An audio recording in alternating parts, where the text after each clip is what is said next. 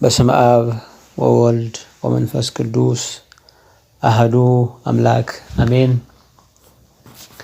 የታመንክልን የወደድከን ይቅር ያልከን ታማኝና ቅዱስ እረኛ ሕያው ኢየሱስ ክርስቶስ እናመሰግንሃለን። እግዚአብሔር መንፈስ ቅዱስን አጋዥ አድርገን የጀመርነውን ክፍል 1 ቀጣዩን ክፍል እናያለን። ከስፍራ መጉደል የሚለውን ርዕስ እንቀጥላለን። መንፈስ ቅዱስ ያግዘን። መጽሐፈ ሳሙኤል ካልዕ ሁለተኛ ሳሙኤል ምዕራፍ 11 ከቁጥር 6 ጀምሮ ያለውን ቃል በመንፈሱ እናነባለን። እግዚአብሔር ለሁላችን ማስተዋልን ያድለን። ዳዊትም ወደ ኢዮአብ ኬጢያዊውን ኦርዮን ስደድልኝ ብሎ ላከ። ኢዮአብም ኦርዮን ወደ ዳዊት ሰደደው። ኦርዮም ወደ እርሱ በመጣ ጊዜ ዳዊት የኢዮአብንና የሕዝቡን ደህንነት ሰልፉም እንዴት እንደሆነ ጠየቀው። ዳዊትም ኦርዮን ወደ ቤትህ ሂድ፣ እግርህንም ታጠብ አለው። ኦርዮም ከንጉሥ ቤት ሲወጣ ማለፊያ የንጉሥ መብል ተከትሎት ሄደ። ኦርዮ ግን ከጌታው ባሪያዎች ሁሉ ጋር በንጉሡ ቤት ደጅ ተኛ፣ ወደ ቤቱም አልወረደም። አባት ሆይ እናመሰግንሃለን። ረድኤት፣ ጠብቆት፣ ቸርነት፣ መግቦት በዘመን መካከል ከኛ ጋር ስለሆነ ለስምህ ክብር ምስጋና ይሁን። ቸር እግዚአብሔር ሰውን ወዳጅ ስላልተውከን በኃጢአታችን በክፋታችን በመርዛችን ሁሉ አልለቀቅከንምና እናመሰግንሃለን። አባት ሆይ የተባረከ ዘመን የምትሰጥ የተባረከ ወዳጅ የምታድል የተባረከ ቀንና ሰዓትን ደግሞ የምትሰጥ ጌታ ሆይ እናመሰግንሃለን። አንተን ያገኙ የተባረኩ ናቸው። አንተን የሰሙ የሚጽናኑ ናቸው። አንተን ያዩ እረፍትን የተቀበሉ ናቸው። ጌታ ሆይ ዘመን አያሳርፍም፣ ሰው አያሳርፍም። መጽናናት ያለው ካንተ ነው። የዘላለም እረፍት ያለው ካንተ ነውና እናመሰግንሃለን። ጌታ ሆይ እያየን እየሰማን እየተራመድንበት ያለውን የሕይወት እሾህ ከላያችን እንድትነቅልልን ጌታ ሆይ እያናፋ እየተሰማ በእያንዳንዱ የሰው ልብ ውስጥ የሚፈልቀውን እሳት የኃጢአት ምኞት ደግሞ እንድታበርድ ቅዱሱ መንፈስ ቅዱስ ከውስጣችን ፈልቆ ሰላምን እረፍትን እንዲያድለን ጽድቅን ደግሞ እንዲያስመኘን አቤቱ እንማጸንሃለን። ጌታ ሆይ እኛ እየጎደልን እኛ እየጠፋን እኛ እየከሰርን እኛ እያጠፋን እንኖራለን። አንተ ግን ጉለታችን ትሞላለህ። ጌታ ሆይ ያጠፋነውን ትክሳለህ፣ የገደልነውን ታድናለህ፣ የዘረፍነውን ጌታ ሆይ ትተካለህ፣ ያስቀየምናቸውን ታጽናናለህ። ጌታ ሆይ እንዲየካስክ ሰው አድርገንና ሰው አረከን፣ እንዲየካስክ ዘመን ጨመርክልን፣ እንዲየካስክ ደግሞ ከሰው ጋር ቀላቀልከን። አቤቱ እናመሰግንሃለን። እንዳጀማመራችን እንዳካሄዳችን ዛሬን አናገኘውም። ጌታዬ ሆይ የምንነካው የምንጨብጠው ሁሉ የሞት ድግስ ነው። አንተ አልተውከንምና አንተ ጌታዬ ሆይ ሕይወታችን ባርካልና ለዚህ ቀን አበቃህን። ተመስገን። እስከ ዛሬ ያለነው ባንተ ነው። የእኛን ጨርሰናል። ጌታ ሆይ እናመሰግንሃለን። ቅዱስ ያው እግዚአብሔር መምጫ በቀረበበት በዚህ በመጨረሻው ዘመን ደግሞ ከሃይማኖት እንዳንፈርስ ከቅድስት ቤተ ክርስቲያን እንዳንቆራረጥ ከቅዱሳን ኅብረት እንዳንለያይ የእግዚአብሔርን ቃል እንዳናጣም በምንፍቅና በክህደት ደግሞ እንዳንዋጥ አቤቱ ቸርነት ምሕረት መንፈስ ያግዘን። ጌታ ሆይ አንተን የሚናፍቅ ማንነት አንተን የሚጠራ የሕይወት ገጽ አንተን ማራናታ ጌታዊ ተሎና የሚል የሕይወት እንቅስቃሴ እንድናገኝ ጌታዊ እንማጸናሃለን። ቅዱስ አባት ሆይ በጥንት የዛሬ 2000 ዓመት ተሰሎንቄ ሕዝቦች አንተን ናፈቁ። በተራራ ወጣው ጌታ ሆይ ተሎና አሉ። ዛሬ እኛ ግን ካንተ ርቀናል። መምጫ በቀረበበት ዘመን አንተን መጥራት አቆመናል። አቤቱ ጌታ ሆይ ልባችንን አሳርፈ ማራናታ ጌታ ሆይ ተሎና እንድንል አግዘን። ቅዱስ አባት ሆይ ስትመጣ እንዳንጎድል፣ ስትመጣ ከሰን እንዳንጠብቅ፣ ስትመጣ ከሃይማኖት ከመግባር ረክሰን እንዳንጠብቅ፣ አንተን በማመን እንድንጸና፣ ክርስቶስን በመምሰል ህይወታችን ደግሞ እንዲጸዳ አባቶ እንድታግዘን እንማጸንሃለን። የህይወት ባለቤት ኢየሱስ ክርስቶስ ህይወታችን ባርክ። ከህይወት መጽሐፋት ደምስሰን አባቶ የቅዱሳንን ህብረት ከኛ ጋር አድርግልን። መንፈሳቸውን ስጠን፣ ዕውቀታቸውን፣ ማስተዋላቸውን፣ ትዕግስታቸውን አድለን። ቅዱስ እግዚአብሔር ቤተክርስቲያናችን ጠብቃት። በዘመን መጨረሻ ፈተናዋ ብዙ ነውና አካል የሆነችውን ቤተክርስቲያን፣ በደም የዋጃት ቤተክርስቲያን፣ ያነጻት ቤተክርስቲያን፣ መዳንን የፈጸምክባት ቤተክርስቲያን፣ በሰማይ በምድር የተከልካትን ቤተክርስቲያን አቤቱ አንተ አስባት። ጌታ ሆይ እናመሰግንሃለን። ለሚሰሙ ማስተዋልን፣ ጥበብን፣ ኃይልን፣ ለኛ ለምንናገር ደግሞ የህይወት ትርጉምን ጌታ ሆይ የቃልን ምስጢር ግለጥልን። የእግዚአብሔር አብ ፍቅር፣ የጌታችን የኢየሱስ ክርስቶስ ጸጋ፣ የመንፈስ ቅዱስ ደግሞ ህብረት ከሁላችን ጋር ይሁን ለዘላለሙ አሜን። የአምላካችን ቅዱስ እግዚአብሔር ስም የተባረከ የተመሰገነ ይሁን። ባለፈው እንደጀመርነው የምንማማርበት የህይወት ቃል ርዕስ ከስፍራ መጉደል የሚል ነው። እግዚአብሔር ወዶና ፈቅዶ ለባህሪያችን፣ ለስብዕናችን፣ ለህይወታችን እርምጃ ሁሉ የሚስማማ ነገርን ሰጥቶናል። ከመልካሙ እግዚአብሔር የተቀበልነው ሁሉ መልካም ነው። ከትልቁ እግዚአብሔር ወደኛ የመጣው ነገር ሁሉ ትልቅ ነው። ከኃያሉ እግዚአብሔር የተቀበልነው ሁሉ ምሉዕና ኃይል የተላበሰ ነው። እግዚአብሔር ትልቅ ነው። ትንሽ ነገርን አልሰጠንም። እግዚአብሔር ክቡር ነው። የተዋረደ ልብስን አላለበሰንም። እግዚአብሔር ፍቅር ነው። ጥላቻን በምድር ላይ ባለንበት ስፍራ አልዘራም። እግዚአብሔር መልካም ነው። ስራ ሁሉ መልካም ነው።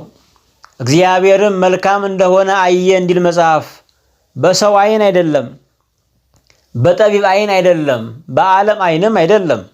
በመልካሙ እግዚአብሔር አይኖች ሁሉ ነገር መልካም ነበሩ። ስፍራ እግዚአብሔር ለሰው ልጅ የወደደው ማንነት ነው። ስፍራ እግዚአብሔር ሰዎች እሱን እንዲያዩ፣ እሱን እንዲመለከቱ፣ በሱ ፍቅር፣ በሱ ህልውና፣ በሱ ባህሪ እንዲያርፉ ያዘጋጀው ዓለም ነው። እግዚአብሔር ለአዳም የሰጠው ማንነት፣ እግዚአብሔር ለአዳም የሰጠው ስፍራ፣ እግዚአብሔር ለአዳም የሰጠው ፍቅር፣ እግዚአብሔር ለአዳም የሰጠው ሴት፣ ይህ ሁሉ መልካም ነው። ስፍራ እግዚአብሔር ይሆናል ያለው፣ እግዚአብሔር በቂ ነው ያለው ገጸ በረከት ነው። በቃ ሲሉት ሁሉ ነገር ይበቃል። ነገር ግን ይህን ስፍራ ማን ነው የነቀነቀው? የሰውን ምንጭ የሆነውን የአዳምን ስፍራ ማን ነው የነቀነቀው ሲባል የአጋንንት ድምፅ ነው። ከፈጠረን፣ ከወደደን፣ ካከበረን ከእግዚአብሔር ይልቅ ክፉ መናፍስትን የሰይጣንን ድምፅ በመስማት ከስፍራችን ጎለናል። ያኔ የጎደልነው ስፍራ እስከ ዛሬ አልተመለስንም። በገነት ከስፍራው የተነቀለው አዳም የተመለሰው በቀራንዮ መስቀል ነው። ክርስቶስ ከስፍራ የጎደለውን ወደ ስፍራው መልሷል። በሰማያዊ ስፍራ ተቀምጣችኋል አለ ክርስቶስ።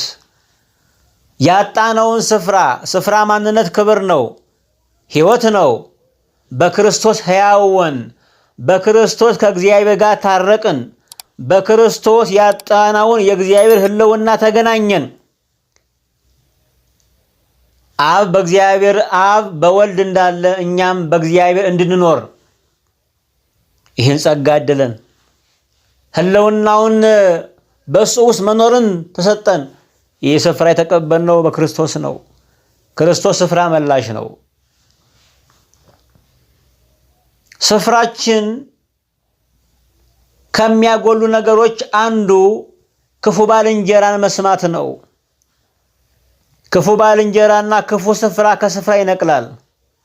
ብዙዎቻችን በራሳችን ስለምንመካ የራሳችንን ማስተዋል ስለምንመረኮዝ ከብዙ መልካም ስፍራዎች ተነቅለናል። እግዚአብሔር ብቻ የስፍራ ማስጠበቂያ ነው። እግዚአብሔር ብቻ ወዳጅ መራጭ ነው። እግዚአብሔር ብቻ ለኛ የሚያስፈልገውን የሰፈረልን እርሱ ነው። አዳም የተወደደበትን ስፍራ ከገነት ሲወጣ ከቅዱሳን ኅብረት ተለየ። የሚወዱት እንስሳ ሁሉ የሚፈራቸው ሆኑ። ምክንያቱም ትልቁን ያጣ ትንሹን አብሮ ይዘረፋል። ስፍራ መጠበቅ የክብር ምሳሌ ነው። ባለፈው እንዳየነው ንጉሥ ዳዊት ከዛ ሕይወት በሙሉ አልፎ ከሳኦል ማሳደድ፣ ከዛ በኮረብታው በአለቱ ከመኖር በዱር በጫካው ከመሰደድ አርፎ እግዚአብሔር ቤተ መንግሥትን ካወረሰው በኋላ በእስራኤል ሁሉ ንጉሥ ካደረገው በኋላ ምቾት ሲያሳንሰው እናያለን። በጦርነት ሕዝቡን ሁሉ አዝምቶ እርሱ በኢየሩሳሌም እንደቀረ በቀረም ጊዜ አንዲት ቆንጆ ተመልክቶ ራሱ እንደረከሰ አይተናል። ቁንጅና የዓይን ምግብ ነው። እሸትና ቆንጆ አይታለፍም የሚባል አባባል አለ በሀገራችን። የዝሙት ንግግር ነው ይሄ። የማይታለፍ የእግዚአብሔር ፍቅር ብቻ ነው እንጂ ሁሉም ነገር የሚበቃበት ጊዜ አለ። ሁሉም ነገር ውስንነት አለው። ሁሉም ነገር ገደብ አለው። ዳዊት ከስፍራ ጎሎ ከስፍራው ወድቆ ስለተገኘ ቤርሳቤን አረከሰ፣ እሱም ረከሰ። በኃጢአት ከወደቀ በኋላ ኃጢአቱን በንስሐ ማጠብ በእንባ ማራስ ሲገባው ጥፋትን በጥፋት ማረም ጀመረ። የዳዊት ጉዞ ቁልቁለት ሆነ። ከዛ በኋላ ቃሉ ሲጀምር እንደዚህ ይላል። ቁጥር 6 ምዕራፍ መጽሐፈ ሳሙኤል ካለ ሁለተኛ ሳሙኤል ምዕራፍ 11 ቁጥር 6 ያነበብነው ቃል እንደዚህ ይላል። ዳዊትም ወደ ኢዮአብ ቄጤዋዊውን ኦርዮን ስደድልኝ ብሎ ላከ። ኢዮአብም ኦርዮን ወደ ዳዊትን ሰደደው። ዳዊት መፍትሄ የመሰለው ነገር ስፍራው መለዋወጥ ነው። በዳዊት ቅሌት፣ በዳዊት ስህተት፣ በዳዊት ላይ የደረሰውን መውደቅ ኦርዮን ላይ ለማሳበብ አሰበ። ስለ ቤርሳቤ ሕሊና፣ ስለ ቤርሳቤ የአእምሮ ሽንፈት፣ የአእምሮ መድቀቅ አላሰበም። እሱ ብቻ ስሙን ሊያነጻ፣ እሱ ብቻ ራሱን ሊያሳርፍ ፈለገ። የሰው መፍትሄ አያሳርፍም። የሰው መፍትሄ ሰላም አይሰጥም። ለጥቂት ሰላም፣ ለጥቂት እረፍት፣ ለጥቂት መጽናናት ብሎ የማያባራ ጉዞ ጀመረ ዳዊት። ኃጢአትና በደል የሚታረቀው ራስን ዝቅ ማድረግ ነው፣ በትህትና ነው፣ በንስሐ ነው፣ ራስን በመውቀስ ነው። ዳዊት ከጦርነት መሃል ኦርዮን አስጠራው። ኦርዮን መጣ ወደ ዳዊት። የዳዊት ወታደሮች በመስኩ ላይ ድል እያደረጉ ነው። ዳዊት ግን ተሸንፏል በቤተ መንግስት።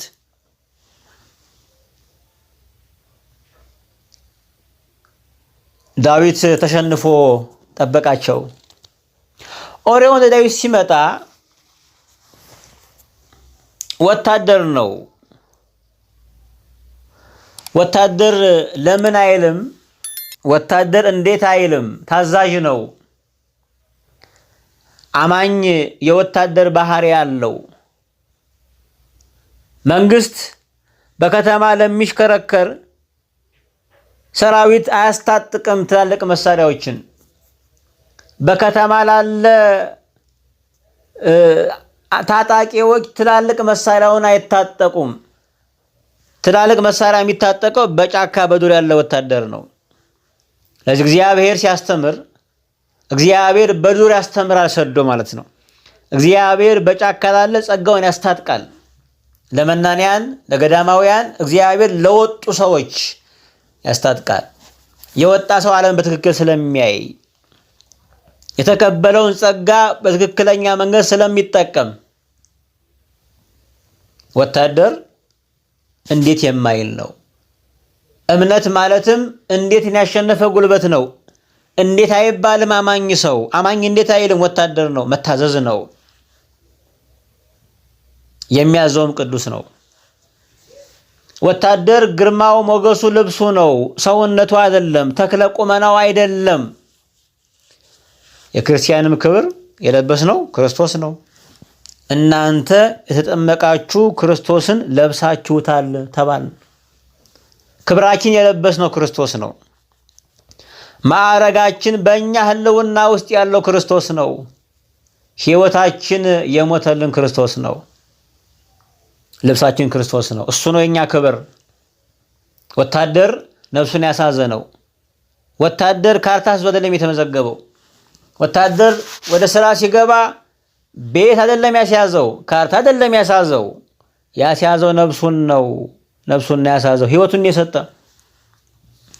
ነፍሱን የሰጠ ሌላው ነገር ችግር የለውም። አማኝ እንደዛ ነው። አማኝም ነፍሱን የሰጠ ነው ለአምላኩ። ነፍሱን የሰጠ ለገንዘቡ አይሳሳም፣ ለጊዜው አይሳሳም። ዛሬ ጊዜያችን ለመማር እግዚአብሔርን ቃል ለመስማት ቤተክርስቲያን ለማገልገል ጭንቅ የሆነብን መጀመሪያው ትልቁን ስላልሰጠን ነው። ሕይወቱን የሰጠ ጊዜውና ገንዘቡ አያሳሳውም። ዛሬ ገንዘብ ለመስጠት ያለ ትግል፣ የእግዚአብሔርን ገንዘብ የሚበላ አንበጣን ያለ የእግዚአብሔርን አስራት የሚበላ ነቀዝ የሚበላው ገንዘቡን። ይሄ ሁሉ የከበደ ለምን ነው ሲባል በነፍስ ለማናምን ነው። ኦርዮ ወታደር ነው። ወደ ዳዊት መጣ። ኦርዮም ወደ ዳዊት በመጣ ጊዜ ዳዊት እንደዚህ አለው። የኢዮአብንና የሕዝቡን ደህንነት ጠየቀው። እንዴት ናቸው? ሰልፉ እንዴት ነው ብሎ ጠየቀው። ዳዊት ኃጢአትን በኃጢአት ነውርን በነውር ውሸትን በውሸት ለመሸፈን ስለሞከረ እየተዋረደ እየመጣ ነው። ዳዊት አየ፣ ተመኘ፣ አመነዘረ፣ ወደቀ። መፍትሄው ደግሞ ሌላ ውድቀት ሆነበት። አሁን ማስመሰል ጀመረ። በልቡ ክፋትን አርግዞ በልቡ የሰውየውን ሞት እየተመኘ በልቡ የሰውየውን ውድቀት እየተመኘ በአንደበቱ ሌላ ነገር ነው የሚናገረው። ሰልፉ እንዴት ነው ይለዋል። ዳዊት ያዞ እንባ ነው የሚያነባው ያለ። ዳዊት እየተናገረ ያለው ንግግር ያዞ እንባ ነው። ምን ማለት ነው ያዞ እንባ ማለት? አዞ ሰውነቱ ወይም ቆዳው ጥቅጥቅ ያለ ነገር ነው፣ ክፍተት የለውም። አዞ ምግብ ሲውጥ ምላስ የለውም ያላውስና የተበላውን ምግብ በጣም በዋጠ ጊዜ ጉሮሮ ይጣበቃል። በዚህ ጭንቅ ዘመን በዚህ ጭንቅ ጊዜ ላበቱ በሰውነቱ ስለማይወጣ ላበቱ በዓይኑ በኩል ይወጣል። ያዞ እንባ ማለት ላቡ ነው። ያዞ እንባ ላቡ ነው። አዞ በዓይኑ በኩል እንባው ይወጣል። እያዘነ አይደለም። የበላው እንስሳ አሳዝኖት አይደለም። አዞ እንባው ስሜት የለውም፣ ባዶ ፈሳሽ ነው። ለሚያየው ግን እንባ ይመስላል፣ ለሚመለከተው ግን ያዘነ ይመስላል። ብዙ ሰው እንደዛ ነው። ዛሬ የምናያቸው ብዙ የአዞ እንባዎች አሉ። በየሚዲያው ምናየው ነው። ድሃን አስቀምጦ አብሮ መነፋረቅ፣ አንድ ተራ ነገር ለማገዝ ከድህነት ወለል ለማይነቅለው 70 ሳንቲም እየረዱ ለራሳቸው ደስታ ነው የሚገዙት። አንድን ድሃ አንድን ለማኝ ከተቀመጠበት ስፍራ የማያስነሳ ገንዘብ መርዳት ደስታው ለኛ ነው፣ ለሱ አይደለም። ስባሪ ሳንቲም ሰጥቶ ደስተኛ የሆነው ሰውየው ነው፣ እሱ አይደለም። የሚረዳ ማለት ከስፍራ የሚያነሳ ማለት ነው። የአዞ እንባ ነው፣ ለራስ የተከፈለ ዋጋ ነው። የአዞ እንባ ነው፣ ራስን ደስ ለማሰኘት የሚሰጥ ክፍያ ዋጋ ነው። ዳዊት ለራሱ ደስታ ለራሱ እረፍት ብሎ ኦርዮን ከጦርነት አሳርፎ አመጣው። ሰልፉ እንዴት ነው አለው።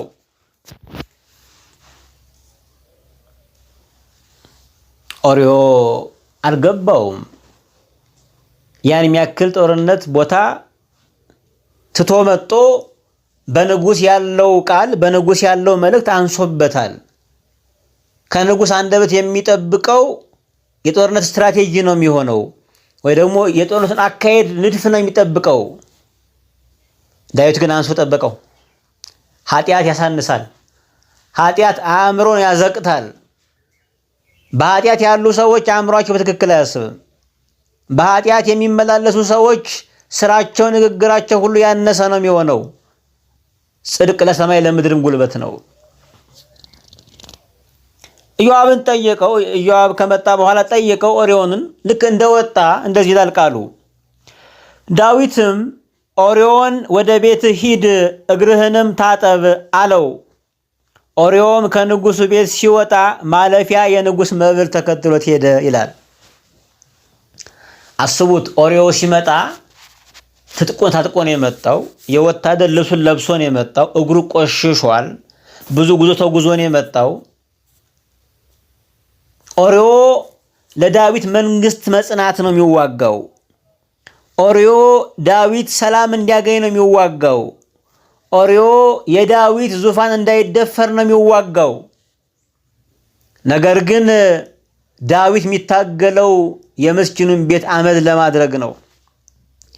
ዳዊት እየጣረ ያለው የምስኪኑን የወታደሩን ቤት የኦርዮንን ለማፍረስ ነው። ኦርዮን በሰነዘረው ልክ አልተመለሰለትም። ኦርዮ በወደደው ልክ አልተወደደም። ኦርዮ በታመነው ቁጥር አልታመኑለትም። ኦርዮ ራሱን ባስገዛላቸው ልክ አልተገዙለትም። ኦርዮ ለነሱ አጥር በሆነላቸው ቁጥር አጥር አልሆኑለትም። ኦርዮ ለዳዊት ቤት አጥር ነው።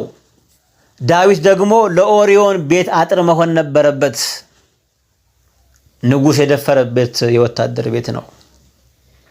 ንጉስ የደፈረው ንጉስ ያሳነሰው ሰው ነው።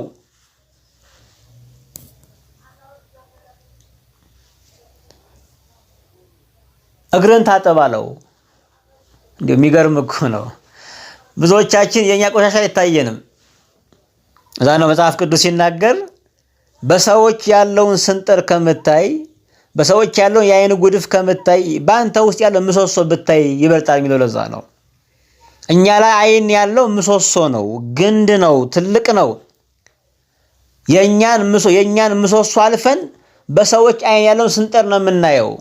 የኛን ብናይ ግን የሌሎችን ማየት እንችላለን በጥራት። ዳዊት በጣም ከቆሾ ነው ያለው። ዳዊት እግሩ ብቻ አይደለም ከራስ ፀጉሩ እስከ ጥፍሩ ቆሽሾ ነው ያለው። መንፈሱ፣ ህልውናው፣ ነፍሱ ቆሽሻለች። የገዛ ቆሻሻውን ሳያጸዳ የራሱን ኃጢአት ሳያነጻ የወታደር እግር መቆሸሽ ይታየው ነበረ። ለዚህ ነው ማንለወጠው። ለዚህ ነው ማንስተካከለው። ስፍራችን ያስለቀቀን ማንነት ይሄ ነው። የሰዎችን ቆሻሻ ማየት፣ የኛን ትልቅ ጉድፍ ትተን እኛ የለበስነውን እድፍ አይትተን በሌሎች ላይ ያለውን ቅንጣት ነገር እንመለከታለን። እግዚአብሔር ለዛም ያሳንሰናል። ራሱን የሚያይ ብፁዕ ነው። ራሱን የሚመለከት ጠቢብ ነው። ራሱን የሚያይ በእውነት እግዚአብሔር ያየው ነው። ዳዊት እግርህን ታጠብ አለው። ኦርዮ ከንጉሥ ቤት ወጣ። ሲወጣ ዳዊት የንጉሥ ማዕድ ማለፊያ ጥሩ ምግብ አስከትሎለት ሄደ። በቃ አሁን ዳዊት ሐሳቡ የተሳካን የመሰለው በቃ ኦርዮ ወደ ቤቱ ይገባል። ከረጅም ጊዜ በኋላ የመጣ ነው። ሚስቱን አፍቃዋለች፣ አብሮት ይተኛል። በቃ ልጁ በሱ ይሳበባል ተብሎ እንደዛ ነው ያሰበው። በቃ ቀለል አድርጎ ነው ያሰበው። የሚዋጋ እግዚአብሔር ግን አለ። እግዚአብሔር ተዋጊ ነው። እግዚአብሔር ለምስኪኖች ይዋጋል። እግዚአብሔር ነገሩ ላልተረዳቸው ይዋጋል። እግዚአብሔር ከኋላ ለሚሸርባቸው ይዋጋል። እኛ ውጊያውን ለእግዚአብሔር እንተው፣ እግዚአብሔር ይዋጋል። እኛ በታማኝነት፣ እኛ በቅንነት፣ እኛ በደግነት ጉዟችንን እንቀጥል። ሰዎች ይክፉ፣ ለኛ ደግነት። ሰዎች ይጣመሙ፣ ለኛ ቅንነት። ሰዎች ይበድሉ፣ ለኛ ጽድቅ። እግዚአብሔር ይዋጋል። የኛ ውጊያ ኩርፊያ ነው። የኛ ውጊያ ተራ መልስ ነው ያለው። እግዚአብሔር ይዋጋል። የእሱ መልስ ከባድ ነው። እውነተኛ ፍርድ ነው። ንጉሥ የሚበላውን ምግብ አስከትሎ ሰደደ። ኦርዮ አልገባውም ይሄ ሁሉ እንክብካቤ። ኦርዮ አልገባውም ይሄ ሁሉ ፍቅር። በፍቅር ውስጥ ያለው መርዝ ነው። በእንክብካቤው ያለው ክህደት ነው። ያለ ምክንያት የሚመጡ መልካም ነገሮችን ቢሆን ማየት መልካም ነው። ያለ ምክንያት የሚመጡ ግብዣዎች የተለወሱ ናቸው በመርዝ። ብዙ ጊዜ እህቶቻችን ዝም ይጋበዛሉ። ሲከፈልላቸው ሲጋበዙ ለምን አይሉም? አሜን ብሎ መቀበል ነው። ይሄ አይደለም፣ ምጽዋት እኮ አይደለም። ይሄ ከኋላ አለው አስብቶ ማረድ ነው። ይሄ አስብቶ ማረድ ነው። ይሄ ለምን ማለት ጥሩ ነው። ንጉሥ የሚበላውን ምግብ ሰደደ። አንዳንድ ሰዎች የሚበሉትን ሊያበሉን ይችላሉ። የለበሱትን ለኛ ሊያለብሱን ይችላሉ። ግን ከኋላ እሸዋለሁ፣ ከኋላ መርዛለሁ፣ ከኋላ ጠለፋለሁ። በንጉሱ ፊት የሚቀርበው ማዕድ በኦርዮ ፊት በተራ ወታደር ፊት ሊቀርብ ነው። ነገር ግን መርዛለው። ዳዊት ኦርዮን ለመጥለፍ ያደረገው እንክብካቤ ነው። ከፍቅር ያልተመነጨ ከፍቅር የመነጨ ቢሆን መልካም ነበረ፣ ግን አይደለም። ለገዛ ጥቅሙ ያቀረበው ማዕድ ነው። እግዚአብሔር ያያል። ወጣ፣ ተከተለው ማለፊያው። ነገር ግን ኦርዮ የሚገርም ሰው ነው። ኦርዮ ግን ከጌታው ባሪያዎች ሁሉ ጋር በንጉሱ ቤት ደጅተኛ፣ ወደ ቤትም አልወረደም። ምን አስቦ ነው የሰው? ማን ነው ይሄን ውስጡ ላይ ያስቀመጠለት? ማን ነው ይሄን ምክር የመከረው? ማን ነው ይሄን ግንዛቤ፣ ማን ነው ይሄን ቅንነት የሰጠው? አልወረደም። በደጅተኛ እግሩን ሳይታጠብ ዳዊትን ለመጠበቅ ከጠባቂዎች ጋር ተኛ። የሚገርም ነው እኮ በጣም። ለምንድን እንደዚህ ያደረገው? ኦርዮ ወደ ቤቱ አልሄደም ብለው ነገሩት ለዳዊት። ማዕድ ይዘው የወጡ ሰዎች ናቸው። ምክንያቱም ማዕዱ የሚሄደው ወደ ቤት ነው፣ ወደ ቤርሳቤ ቤት ነው የሚሄደው። ኦርዮን ተከትሎ የሚገባ ነው። ማዕዱን ይዘው ሲሄዱ ኦርዮ ከደጅ ቀረ። ስለዚህ ይሄ ማዕድ ለደጅ አያስፈልግም፣ ያስፈልገው ለኦርዮን ቤት ነው፣ መደለያ ነውና። ኦርዮ የንጉሥ መደለያ አልደለለውም። እኛ ብንሆን ተኙ ሳንባል ነው ገና የምንተኛው። ቅልብ ያስፈልጋል እግዚአብሔርን ለማወቅ። ኦርዮ አልሄደም አሉት። አስጠራው እንደገና። በቃ ዳዊት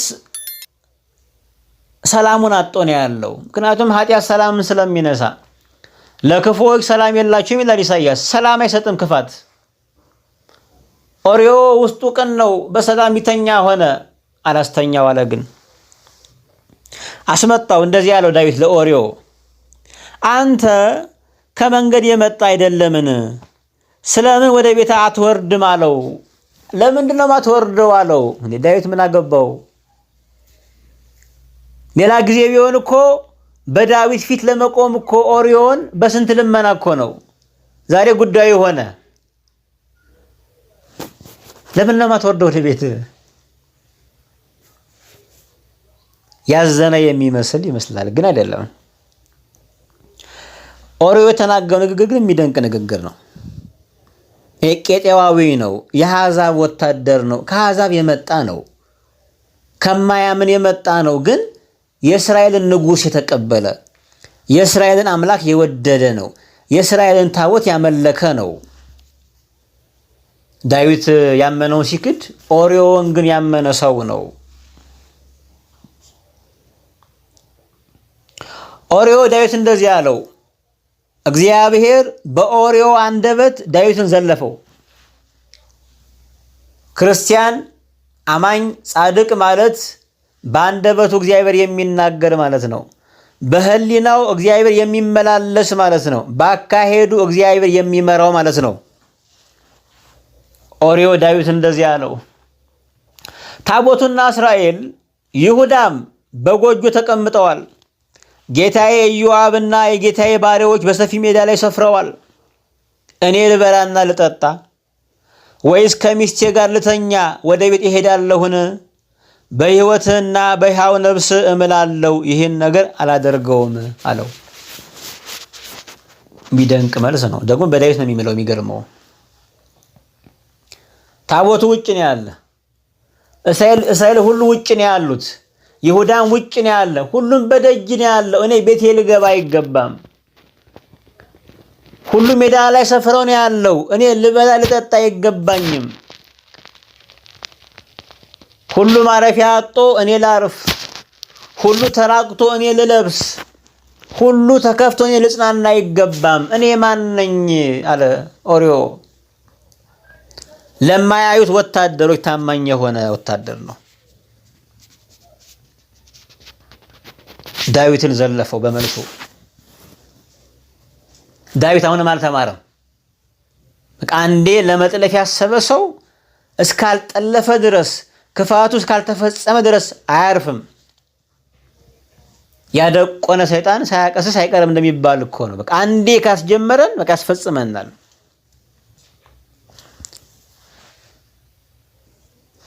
ኦርዮ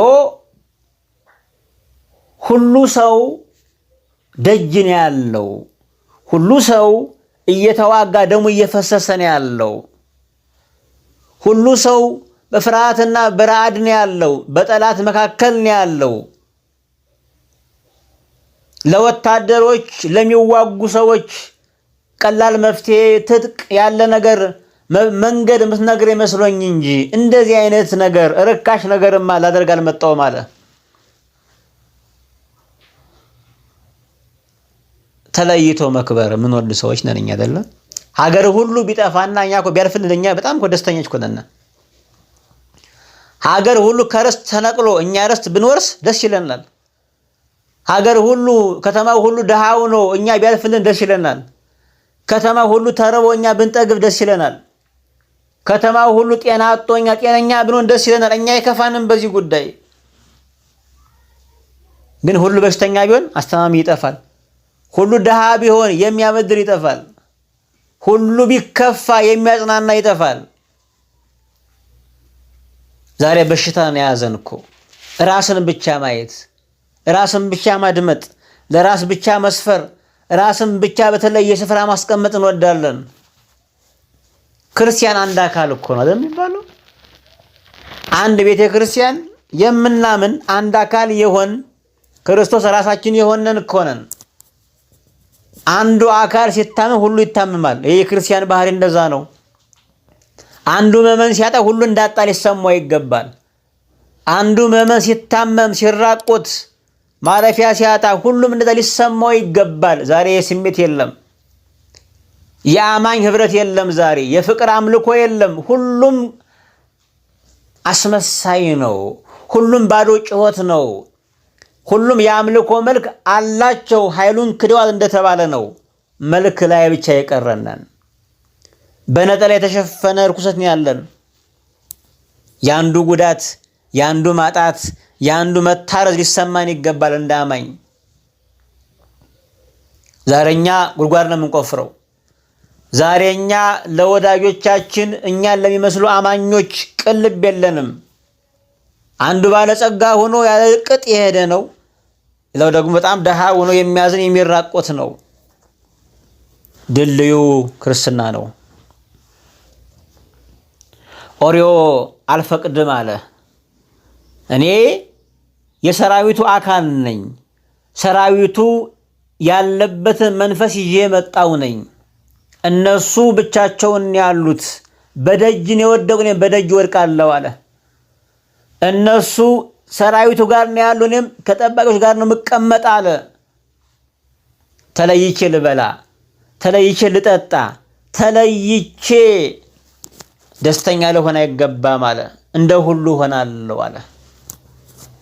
አማኝ ቋንቋው ይሄ ነው። አገር ሲጨነቅ አብሮ የሚጨነቅ ነው። አማኝ እንደዚህ ነው። ከቤቱ ባይደርስም፣ ከስፍራው ባይደርስም፣ ከአካባቢው ባይመጣም እንደመጣ አድርጎ የሚቀበል ነው። የሌሎችን ጭንቀት፣ የሌሎችን መከራ መቀበል እንደ ራሱ የሚያይ ነው። ኦርዮ ድንቅ አማኝ ነው። ልተኛ አይገባም አለ። እግሮቹን ሰበሰበ ኦርዮ። እግዚአብሔር የጠበቀው ሰው ነው። ኦርዮ ይህን ሲናገር ዳዊት እንደዚህ አለው። ዳዊትም ለኦርዮ ዛሬ ደግሞ በዚህ ተቀመጥ፣ ነገም አሰናብትሃለሁ አለው። ኦርዮም በዚያ ቀንና በነጋው በኢየሩሳሌም ተቀመጠ። ለምን የጠራው? ለምን ያስመጣው? እንዲተኛ፣ እንዲጠጣ፣ እንዲበላ፣ ከሚስቱ ጋር እንዲተኛ፣ እንደዛ ነው። ኃጢአተኛ ብልሃት እንኳን የለውም። ምክንያቱም ምክር ያለው የመንፈስ ቅዱስ ነው። የምክር ጥበብ ያለው የመንፈስ ቅዱስ ሀብት ነው። ምክር እኮ የመንፈስ ቅዱስ ጸጋ እኮ ነው። ዳዊት ዙሮበታል። የሚያደርገውን ያጣው። በቃ ዛሬ ተቀመጥ፣ ነገ አሰናብታለሁ አለው። በበነገታውም ጠራው። ዳዊትም ጠራውና በፊቱም በላ፣ ጠጣ፣ አሰከረውም ይላል። ነገር ግን በመሸ ጊዜ ወጥቶ ከጌታው ባሪያዎች ጋር በምንጣፉ ላይ ተኛ፣ ወደ ቤቱም አልወረደም ይላል። ይሄ ሰውዬ ሰክሮ የሚደንቅ ነው። ዳዊት አዞትም አደናግሮትም አስክሮም አልቻለም። የሚጠብቀኝ አይተኛም። በየትኛውም ሁኔታ ውስጥ ቢያደርጉን በቅንነት ከጀመን እግዚአብሔር መዳረሻው ቅን ያደርገዋል። ኦርዮ አበልቶ አጠጥቶ አሰከረው። እምቢ ያለውን ያን ግብዣ በቤቱ አደረገው። በቤቱ አድርጎም አልወረደም። ይሰውዬ በመሸ ጊዜ አሁንም ከነሱ ጋር ተኛ ሄዶ። ህሊናውን ያላጣ ሰው ነው።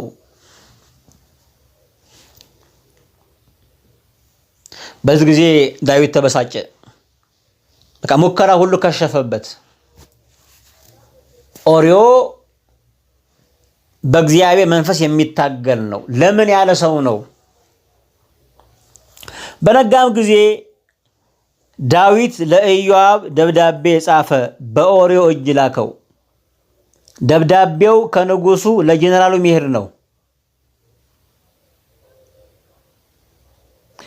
በቤቱ ያላሸነፈውን ኦርዮን በጦር ሜዳ ማሸነፍ ፈልጓል ዳዊት የኦርዮን ሞትም ራሱ በጦርነት ለመሸፈን ፈልጓል። ሞቱንም እንኳን ዳዊት ገዳይ እንዳይባል የኦርዮን ሞት በስትራቴጂ አድርጎ ማስመሰልን ፈልጓል። ደብዳቤ ጻፈ ለጀነራሉ፣ እንዲህ ብሎ ላከለት። በደብዳቤውም ላይ እንደዚህ ይላል፣ ኦርዮን ጽኑ ሰልፍ ባለበት በፊተኛውም ስፍራ አቆሙት፣ ተመትቶም ይሙት ዘንድ ከኋላው ሽሹ ብሎ ጻፈ። የሚገርም እኮ ነው።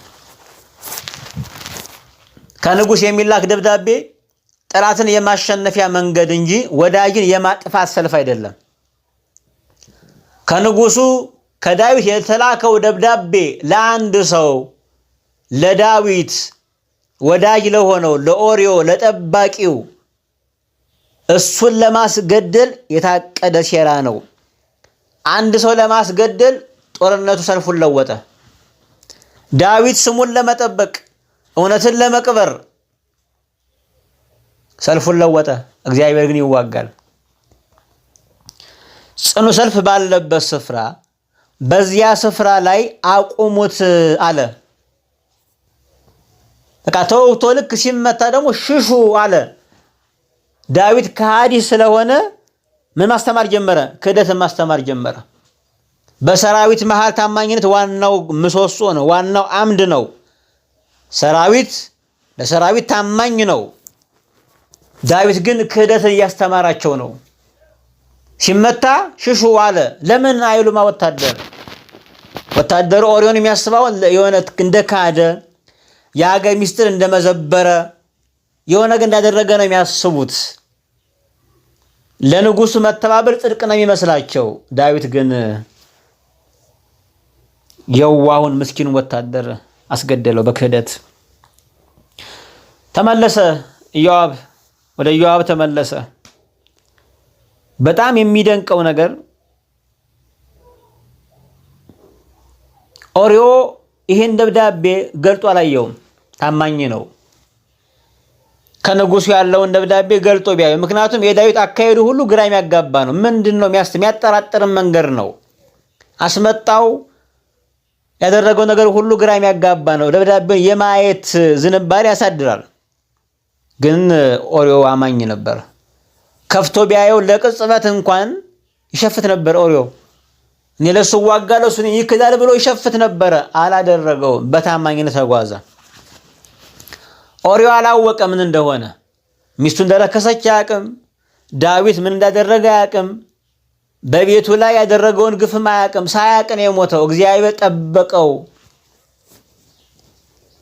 ቢያውቅ ኖሮ ሚስቱን ሁለተኛ ይጎዳታል እንጂ ከንጉስ ጋር የመጣላት አቅም የለውም። ተራ ወታደር ነው። መገዳደርም አይችልም ወታሱን ንጉሱን። እግዚአብሔር ኦርዮ እያረረ እንዳይሞት ሌላ ደግሞ ብስጭት እንዳይሆነው በሰላም አሳረፈው። ውጊያውን ማን ይዋጋል? እግዚአብሔር ይዋጋለታል። ኢዮአብ ደብዳቤውን ተቀበለ። በከተማይቱም በር አካባቢ ጀግኖች ባሉበት ስፍራ ኦርዮንን በዛ ቆመው። የከተማው ሰዎች ወጡ፣ ኦርዮንን ተጋጠሙ። ኦርዮን ተመታ፣ ወደቀ። ያ ቄጤዋዊ ሞተ። የሚገርም ነው እኮ ለአንድ ሰው ሰልፍ ተቀየረ። አንዳንድ ጊዜ የሚገርም እኮ ነው። አንዳንድ ጊዜ ሀገር ሁሉ ሰልፍ ይለውጥባቸዋል፣ ሀገር ያድምባቸዋል። ሁሉ ሰልፍ ወደ እናንተ ይሆናል። አንድ ኦርዮንን ለማስገደል ሰራዊቱ ሁሉ ዘመተበት፣ የራሱም የጠላትም ሰራዊት ዘመተበት። ሁሉ ስለካደ አንተ የተካድክ ነህ ማለት አይደለም። ሁሉ ስለጠላ አንተ የምትጠላ ነህ ማለት አይደለም። ሰራዊት ሁሉ ክዶታል። ሰራዊት ሁሉ ንቆታል፣ አስገድለውታል የገዛቸውን ወታደር። እግዚአብሔር ግን ይዋጋል። ወታደሩ ኦርዮ ሞተ። ምንም ሳያውቅ ሞተ። ምንም ሳይሰማ ሞተ። በቤቱ የተደረገውን ነገር በቤቱ የሆነውን ነገር ሳያውቅ ሞተ። እግዚአብሔር በሰላም አሰናበተው።